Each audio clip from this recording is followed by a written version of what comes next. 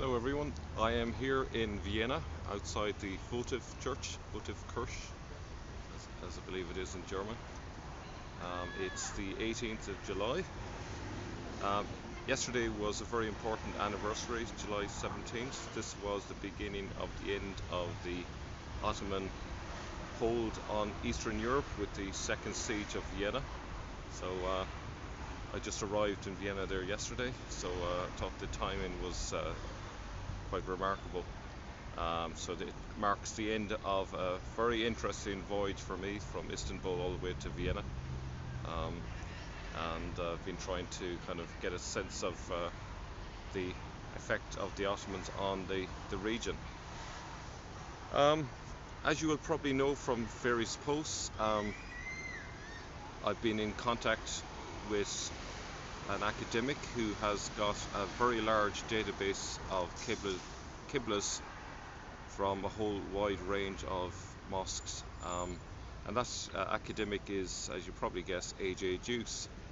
And I'm encouraging him to publish the data. Um, Being the academic he is, he has been reluctant because the big failing really is the fact that drawing conclusion from the data depends on the dating of the mosques, and the problem is we don't know what the true dating of many of the mosques that exists. It's a mistake to assume from the Islamic traditions what the dating of the buildings are. If we're trying to prove what the historical reality is, we can't turn to the Islamic traditions and depend on what they're saying, because we know the amount of distortions and half-truths and lies that's been going on. So what is the picture that these qiblas are telling? Well, the picture is that Mecca is not as important down through the centuries as we imagined for Muslims. They use qiblas for all sorts of buildings. Other towns were pointed to, other mosques were pointed to, and so forth. So it isn't as neat as we'd like to think it would be. Now, the big difference in terms of the methodology between AJ Juice and Dan Gibson has been that AJ Juice hasn't assumed that it's pointing in any particular direction, whereas Dan Gibson is basically looking for qiblas to point towards Petra, which necessarily introduces a certain bias which can affect how you approach things. So AJ Juice has gone for a very high degree of accuracy and actually looked for where exactly in each case is the qibla pointed to. And he's dealing with not just 1 or 2 degrees out. He's looking for a margin of error of one hundredth of a degree. It's a massive difference, totally different scale of accuracy he's looking upon. According to him, there are no qiblas that point directly at Petra. There are some that pass by closely, and he's convinced, based on a wide range of data, that they were capable of creating qiblas with a high degree of accuracy. So that throws Petra out. The answer that it gives is not going to be very satisfying for many of us who want a very neat explanation for what happened.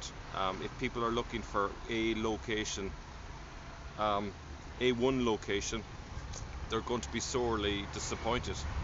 The story is that actually there were hundreds and hundreds of different places, each with their own significance. And we saw this already, if you remember back a video that I did some weeks ago on a paper that I read about the qiblas in eastern Iran and sort of Central Asia.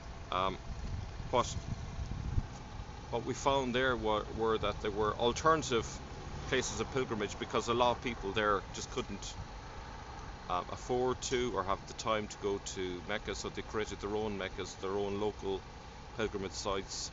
They also had sites that were important because of a local saint that was buried there. So that is what's going on. It seems that the exclusivity of a qibla towards Mecca is a fairly recent invention. It wasn't established till very late. Even in Ottoman times, there are lots of qiblas that are pointing to other locations, usually to um, future sites for invasion, like for example Malta. So that's it here from Vienna.